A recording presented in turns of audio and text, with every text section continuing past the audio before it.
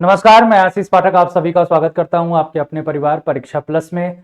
तो एक बहुत बड़ी खबर आप सभी के लिए है, जो लोग लोअर पीसीएस का इंतजार कर रहे थे। और एक दुख की बात यह भी है कि लोअर पीसीएस अगर आती भी है तो यूपी ट्रिपल एससी के द्वारा, तो वो पीईटी के थ्रू आएगी। तो ये सबसे बड़ी दुख की बात है। और रही बात कि लोअर पीसीएस को क्या पीसीएस को दे देना चाहिए या अधीनस्थ को दे देना चाहिए, वो तो डिपेंड करता है। लेकिन एक ये खबर है कि भर्ती जरूर आएगी। यहां पर देख लीजिए, लिखा है नगर निकायों में रिक्त 1739 पदों पर जल्द होगी भर्ती। अब इसी में आपके जो लोअर पीसीएस का सबसे टॉप मोस्ट पद बोला जाता है अधिशासी अधिकारी, उसके सबसे ज्यादा पद हैं। और जाहिर सी बात है, कई बच्चों के मुहिम भी चल रहे हैं कि सर इस भर्ती को पीईटी के थ्रू ना कराया जाए, इसे विदाउट पीईटी कराया जाए या सीधे सीधे कहा जाए पीसीएस को दे दिया जाए। अब तो वो डिपेंड करता है कि भाई क्या होता है, क्योंकि अब यहां पे जो इस पेपर से ये हमें कंफर्म हो रहा है कि कुछ भर्तियां जो हैं इस नगर निकायों की, वो पीसीएस के थ्रू कंडक्ट कराई जाएंगी और कुछ आपके अधीनस्थ चयन सेवा आयोग के द्वारा कंडक्ट कराई जाएगी, लोक सेवा आयोग के द्वारा और अधीनस्थ सेवा आयोग के द्वारा। अब यहां पर थोड़ा सा इस पर हम गौर करें तो आपको दिख रहा होगा कि कुछ पद आपके प्रमोशन से भरे जाएंगे और कुछ आपके डायरेक्ट रिक्रूटमेंट से भरे जाएंगे। तो प्रमोशन से कितने पद भरे जाएंगे वो भी यहां पर बता दिया गया। जिसे सरकार नगर निकायों में रिक्त पदों पर भरने की तैयारी कर रही है। निकायों में विभिन्न संवर्ग के रिक्त 1739 पदों पर नियुक्ति के लिए जल्द ही भर्ती की प्रक्रिया शुरू की जाएगी। इनमें से 1120 पद सीधी भर्ती के जरिए भरे जाएंगे, मतलब इसमें टोटल 1120 पद आपके नगर निकाय से डायरेक्ट फिलिंग होगी। ये ध्यान रखिए, इसका रिक्रूटमेंट नोटिफिकेशन निकलेगा। बाकी जबकि 619 पदों पर पदोन्नति होगी। यहां पर प्रमोशन, ये प्रमोशन के द्वारा भरा जाएगा। इन पदों में अधिकारी राजस्व, अभियंत्रण, लिपिक, लेखा, ऑडिट, उद्यान, स्वास्थ्य एवं पशु कल्याण संवर्ग के अधिकारी और कर्मचारी शामिल हैं। सीधी भर्ती वाले पदों के लिए जल्द ही अधियाचन उत्तर प्रदेश लोक सेवा आयोग और राज्य अधीनस्थ सेवा चयन आयोग को भेजने की तैयारी है। अब यहां पर ध्यान रखिएगा, दोनों आयोग की बात किया गया, तो यह हम 100% नहीं कर सकते, क्योंकि इससे पिछली भर्ती जो अधिशासी अधिकारी की आई थी वो आपके अधीनस्थ सेवा चयन आयोग के थ्रू आई थी। और अधीनस्थ सेवा चयन आयोग के थ्रू जो भी भर्ती आ रही है उनके लिए आपको पीईटी देना जरूरी है। पीईटी के स्कोर के कार्ड पर ही शॉर्ट लिस्टिंग की जाती है। तो ये बहुत कहीं ना कहीं पीईटी को लेकर बच्चे इसमें वो है कि नहीं, पीईटी के थ्रू ये भर्ती नहीं होनी चाहिए, क्योंकि वहां पर क्या होता है कि हर भर्ती में जब परसेंटाइल बनता है तो टॉप के ही बच्चे जा पाते हैं, वो सभी भर्ती में जाते हैं।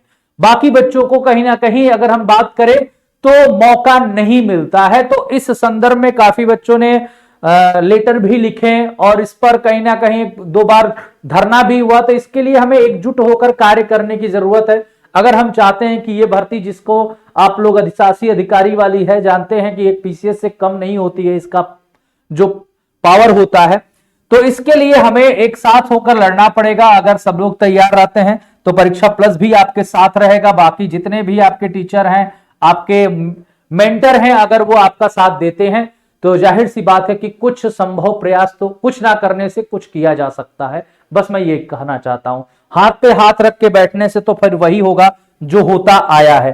पहले चरण में तो सिर्फ पदोन्नति कोटे के पदों पर भरने की कार्रवाई की जाएगी। इसके बाद सीधी भर्ती वाले पदों को भरने के लिए प्रस्ताव आयोग को भेजा जाएगा।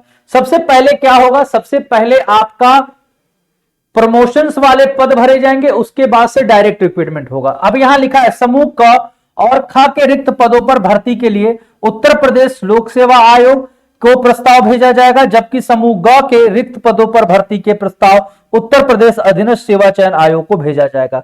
तो इससे कहीं ना कहीं चीजें क्रिस्टल क्लियर हैं कि भैया अब यहां पर अधिशासी अधिकारी के पद आएंगे और यूपी ट्रिपल एससी नगर विकास विभाग के एक उच्च अधिकारी के मुताबिक कुछ पदों पर शासन और कुछ पदों के लिए स्थानीय निकाय के स्तर पर प्रस्ताव तैयार किए जा रहे हैं। पहले इन प्रस्तावों को मुख्यमंत्री के समक्ष रखा जाएगा, वहां से अनुमति मिलने पर इसे संबंधित भर्ती आयोग को भेज दिया जाएगा।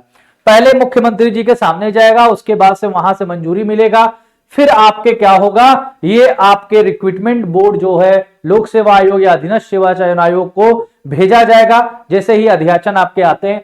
अब यहां पर प्रमोशन से कितने पद भरे जाएंगे, उनमें से कौन कौन से पद हैं, है ना। तो यहां पदोन्नति वाला देख लो, तो पदोन्नति वाले तो हम बाद में आते हैं, पहले हम देखते हैं सीधी भर्ती में किसके किसके सबसे ज्यादा पद हैं।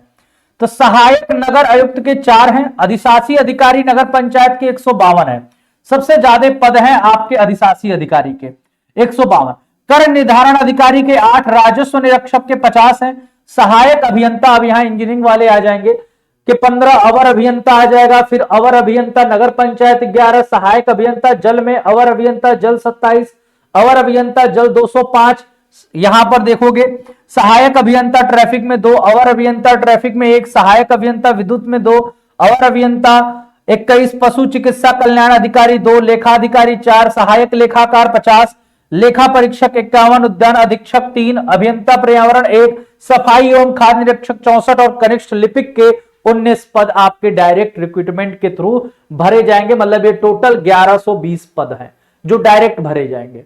और प्रमोशन से जो भरे जाएंगे वो यहां पर है, अपर नगर आयुक्त, संयुक्त नगर आयुक्त, उप नगर आयुक्त, सहायक नगर आयुक्त, अधिशासी अधिकारी श्रेणी 1, अधिशासी अधिकारी श्रेणी 2 और 3, कर निर्धारण अधिकारी, अधीक्षक, अधिशासी अभियंता सिविल, सहायक अभियंता जल, अधिशासी अभियंता ट्रैफिक 2, सहायक अभियंता ट्रैफिक 2, मुख्य अभियंता 1, अधिशासी अभियंता 4 और सहायक अभियंता विद्युत यांत्रिक के 3, उप मुख्य पशु चिकित्सा कल्याण अधिकारी 5, लेखा अधिकारी के 3, सहायक लेखा अधिकारी के 1, लेखाकार के 109 और ज्येष्ठ लेखा परीक्षक के 1, उद्यान अधिकारी, जोनल सैनिटरी अधिकारी, मुख्य सफाई एवं खाद्य निरीक्षक 10, कार्यालय अधीक्षक, वरिष्ठ सहायक, वरिष्ठ लिपिक, ये सभी आपके पद प्रमोशन से भरे जाएंगे। और प्रमोशन से भरे जाने वाले जो पदों की संख्या है वो 619 पदों की संख्या है।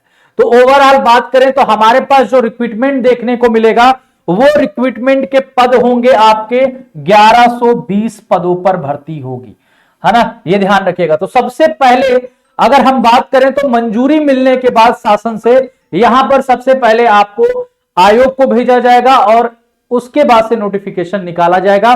तो ये सभी प्रक्रिया होने में समय लगेगा।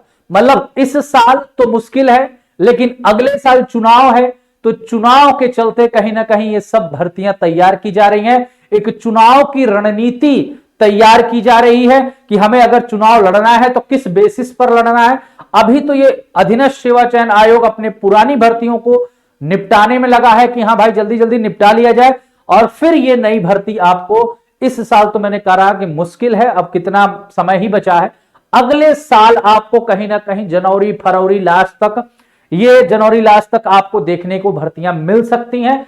तो इससे ये क्रिस्टल क्लियर हो रहा है कि हमें अपने अगर हमें हमारा एम है कि हमें अधिशासी अधिकारी बनना है तो हमें आज से ही लगना पड़ेगा।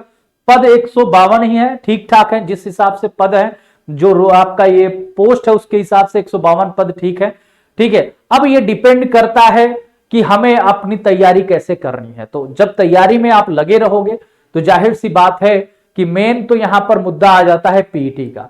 अगर उस कट ऑफ में आप रेंज में आते हो, आप समझते हो कि हाँ मेरा इसमें हो जाएगा, तो आप अपनी पढ़ाई नियंत्रण जारी रखिए, हो सकता है कुछ अच्छा हो। बाकी पीईटी के थ्रू जो मुहिम कई बच्चों ने कहा है उसमें हम हमेशा आपके साथ हैं। अगर आप लोग एक साथ चलते हैं तो वहां पर परीक्षा प्लस टीम भी आपको खड़ी रहेगी।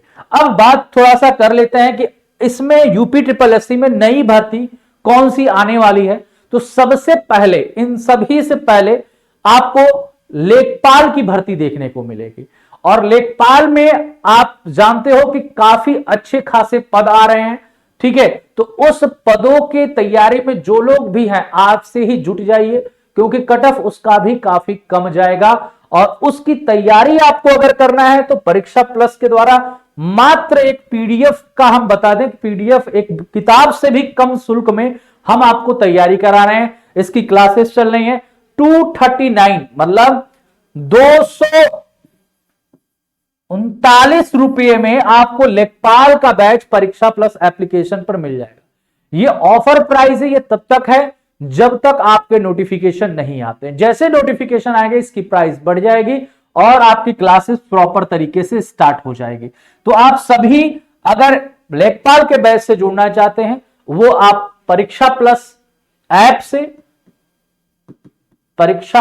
के ऐप से जुड़ सकते हैं, या आप वेबसाइट www.parikshaplus.org से आप सर्च करके कोर्स से जुड़ सकते हैं।